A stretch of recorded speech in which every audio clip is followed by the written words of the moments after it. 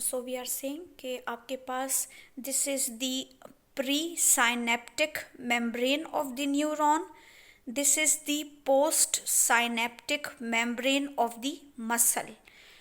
Pre synaptic membrane, post synaptic membrane, right? Now when the electrochemical signals the action potential, it travels along the length of the neuron and it comes over there at the neuron terminal.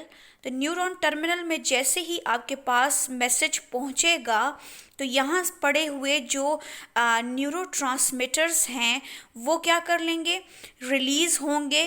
किसकी तरफ? Gap की तरफ release होंगे.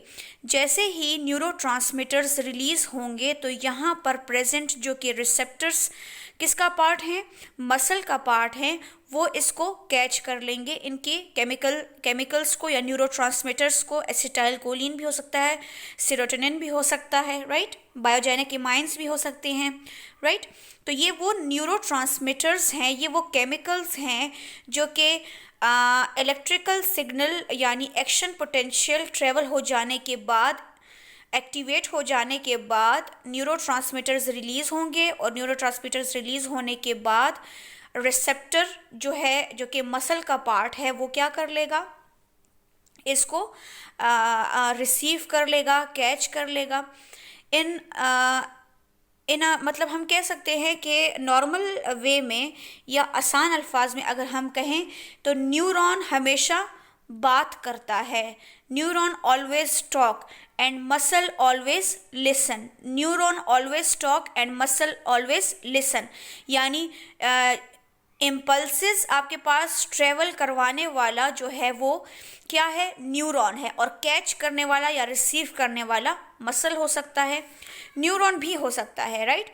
लेकिन यहाँ पर हम चूँकि न्यूरोमस्कुलर जंक्शन पढ़ रहे हैं, सो दैट इज़ वाई यहाँ पर हम मसल की एग्जाम्पल ले रहे हैं, ठीक है. Then we came to the synapse, proper definition of synapse. What is synapse? Actually, this is the meeting point of the membrane of two cells where the information can be transferred from one cell to the other or next cell, right? ये वो message है या ये वो meeting point है, एक membrane का दूसरी मेम्ब्रेन के साथ मीटिंग पॉइंट, जंक्शन है. At the neuromuscular junction, the synapse is made. The neuromuscular junction are classified as chemical synapse. और न्यूरोट्रांसमीटर्स में आपके पास कौन कौन से आ जाते हैं?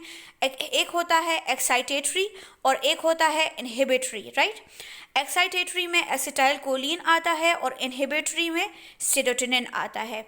सो we are saying when there is a connection, when there is a junction between the neuron and the muscle, it is called the neuromuscular junction, and there is a gap between them, that is called the neuromuscular gap. This is the presynaptic membrane and this is the postsynaptic membrane, and the space which is creating in between these two is called the synaptic cleft, right. Synaptic cleft. Now as I told you कि neuron always talk and muscle will always listen, right. So how the muscle start their action? After receiving the stimulus मतलब ये कि action potential travel हो जाने के बाद muscle जो है वो क्या करेगा, अपना एक्शन परफॉर्म करेगा. एक्शन जो है वो कॉन्ट्रैक्शन भी हो सकती है, रिलैक्सेशन भी हो सकती है, right. What is neuromuscular junction? The information travel from neuron to muscle. Let's say for example we are taking here the example of skeletal muscle, which is also called the neuromuscular transmission. The neuron transfer its information and making a junction which is called neuromuscular junction or neuromuscular transmission. Transfer हुई ना electrical signals.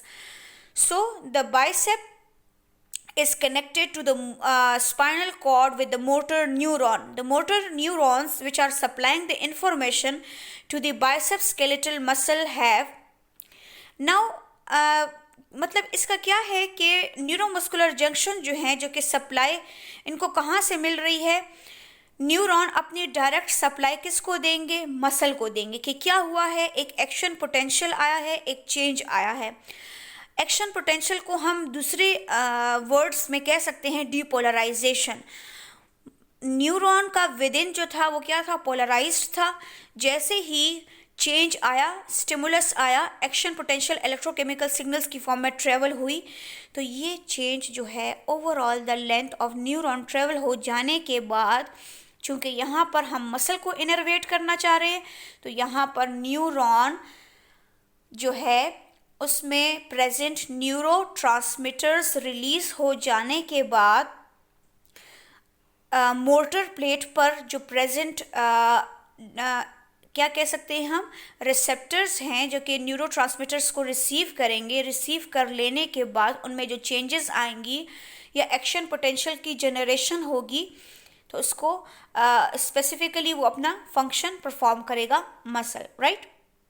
So the transmission of signals from neuron to muscle, this is actually the how the motor neuron talk to the muscle, या ये तो हम easy way में कहते हैं कि how motor neurons talk to the muscle.